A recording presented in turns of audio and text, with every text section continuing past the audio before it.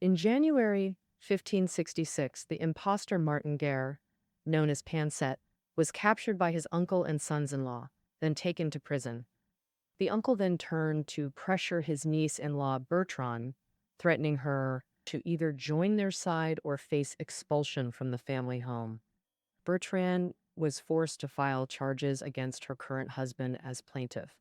Yet secretly, she hoped her prosecution would ultimately fail. Why do we say that? Because she'd secretly sent clothes and money to Pansette during his imprisonment. One can only imagine the complex emotional turmoil she must have experienced. The case escalated from local courts to the Supreme Court, but how to adjudicate? Without photographs, recordings, or fingerprints, only witness testimony remained. The court summoned 150 witnesses. 45 plus denied the defendant was Martin Guerre, including Pansette's uncle. 30 to 40 affirmed he was, including Martin's sisters. And approximately 60 remained neutral. The testimony appeared evenly split, a virtual deadlock. A crucial witness, Bertrand, gave ambiguous testimony, telling judges her husband was an imposter, yet fell silent when Pansette challenged her to swear oath on it, declaring he'd accept death if she did. Throughout trial, Pansette maintained absolute conviction, never wavering in his claim to be Martin Guerre. This left judges in quandary. What was the initial verdict? Pansette was convicted, but Supreme Court appeals revealed insufficient certainty. Judges nearly acquitted him.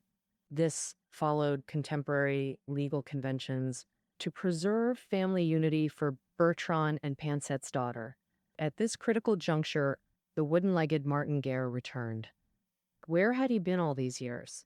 The real Martin Guerre had journeyed south after leaving, crossing the Pyrenees, entering Spain, first serving a cardinal, then joining Spanish forces against his homeland. He lost his leg fighting for France, but why did he wait over a decade to return to his village? This mystery remains unsolved. Perhaps he heard about his doppelganger's trial during his travels. The real Martin Guerre appeared in court as witness to reclaim his identity. Surprisingly, he performed poorly. His family memories were less convincing than Pansette's. The case's turning point came from the Guerre family's reaction to the wooden-legged man. The uncle recognized his nephew among similarly dressed men, weeping with emotion. The sisters likewise confirmed the true identity. When Bertrand saw the real Martin, she trembled, burst into tears, and embraced him. She admitted her mistakes and begged forgiveness. She blamed the imposter's seduction and others' misleading influence, claiming she immediately sued upon discovering her virtue was stolen. Martin coldly rejected this. "Don't blame others. You should have known your husband. Only you deserve condemnation." For Pansette, the game was over. Despite desperate claims of innocence, the court reached verdict. Sentenced to death for identity theft and adultery. The real Martin, his wife, and uncle faced no punishment. Pansette's daughter with Bertrand remained with her mother. Pansette maintained his identity until execution, finally confessing before hanging. Thus ends the tale of two Martin Guerres. What relevance does this 500-year-old foreign drama hold beyond its chaos? Where lies its enduring fascination? It speaks to humanity's primal fear of imposters. Identity theft remains taboo across cultures. It destabilizes social order and creates emotional havoc. Consider Journey to the West's Lion Demon arc. The Wuji Kingdom's ruler was murdered and replaced for 3 years. Though the Wuji Kingdom prospered for 3 years with peace and stability, this incident outraged the pilgrimage team. As Sun Wukong summarized, it violates ethical principles, meaning social order disruption. The false king never consummated the marriage, but his emotional shift from warmth to coldness caused profound distress, showing how even spouses can be replaced. Such possibilities terrify people, making these crimes universally condemned. Imposter narratives permeate Western literature too, not just Chinese classics.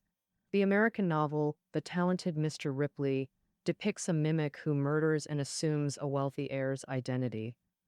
Its film adaptation starring Matt Damon earned $120 million from $40 million budget, maintaining 83% on Rotten Tomatoes, proving the genre's enduring appeal.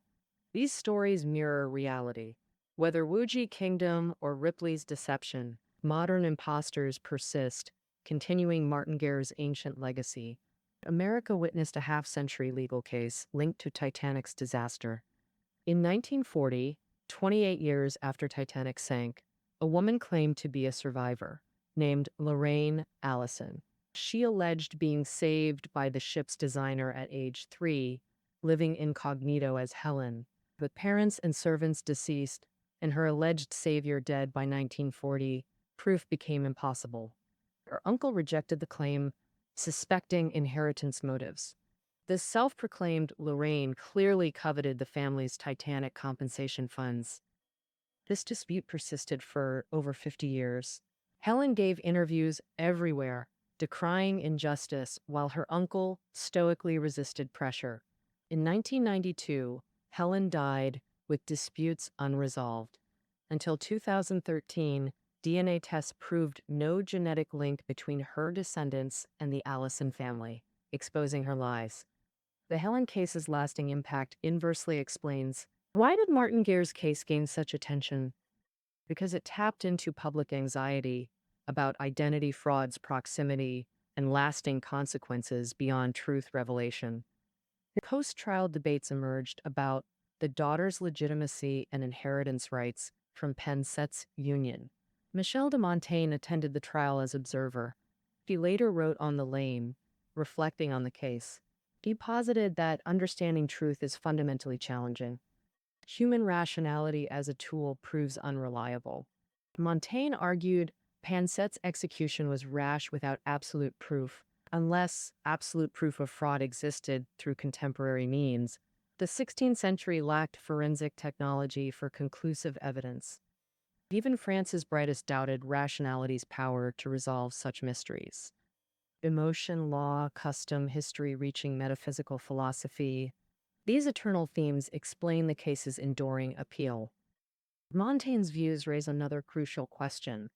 If truth is so elusive, how much does modern scholarship clarify through the Return of Martin Guerre?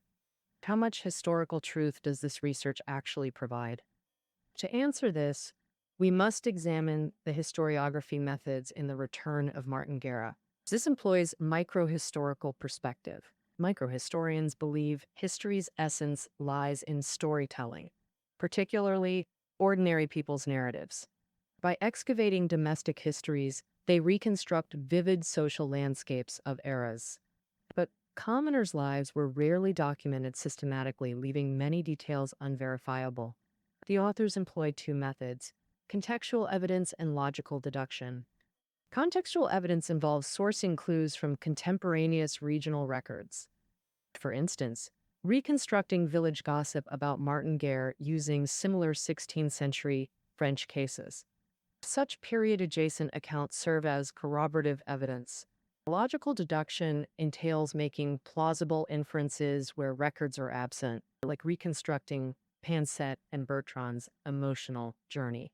Absent from court transcripts, Natalie Zemon Davis uses informed speculation to fill historical gaps, though not definitive proof.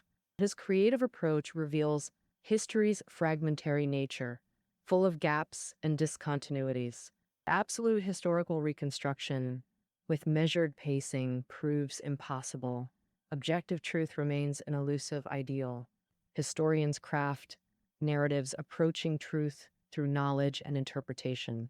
Thus, such works demonstrate history as truth-informed creation, rather than absolute fact. While Davis's work answers some questions, Martin Guerre's story continues inspiring artistic adaptations even today. At least two contemporary films have reinterpreted this historical case. The 1982 French film titled Le Retour de Martin Guerre, Davis participated as historical consultant during production.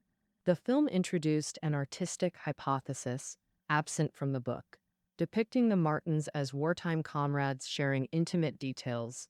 The imposter initially acted from greed, then attempted confession before becoming trapped by compassion. His tragic arc evokes sympathy, defending Widow's interests while sinking deeper into deception, ultimately becoming a pitied figure.